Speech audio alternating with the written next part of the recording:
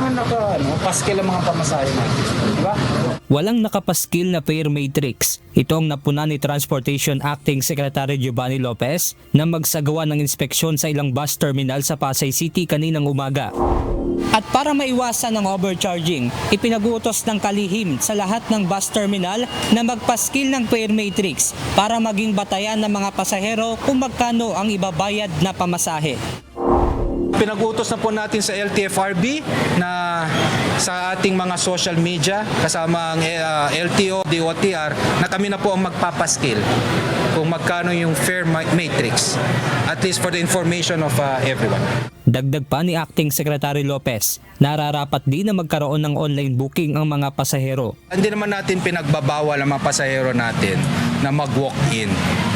Pero parati kasi dapat may option ang ating mga pasahero, at ito yung sinasabi nga ng ating Pangulo, online, no line.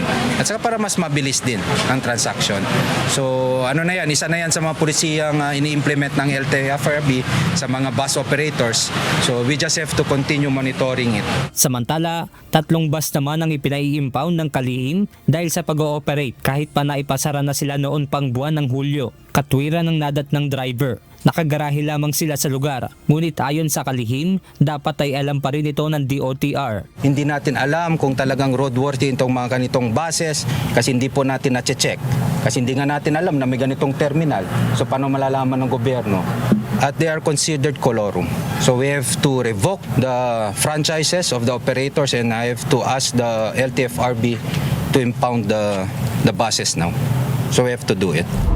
Kaugnay pa rin ang inaasahang pagdagsa ng mga pasahero sa Undas. Nag-inspeksyon ng DOTR sa Parañaque Integrated Terminal Exchange o PITX. Ayon kay Acting Secretary Lopez, isa sa nais nilang mabuo ay ang isa pang komite na mangangasiwa para maiwasan ang kumpulan ng mga pasahero. Kasi alam po natin na ang second floor po dito ay medyo underutilized po yung mga bay areas natin.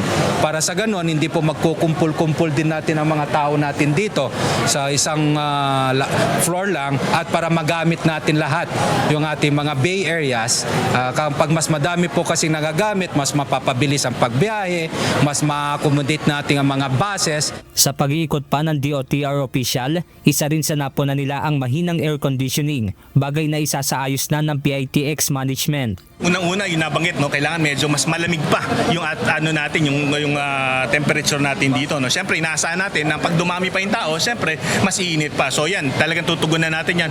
Inaasahan naman ng PITX na sa huling linggo ng Oktubre hanggang sa November 4 ay aabot sa mahigit 2 milyong pasahero ang dadagsa sa terminal. Benedict Samson, UNTV News and Rescue. Diyos ang aming sandigan, serbisyo publiko ang aming pinahahalagahan.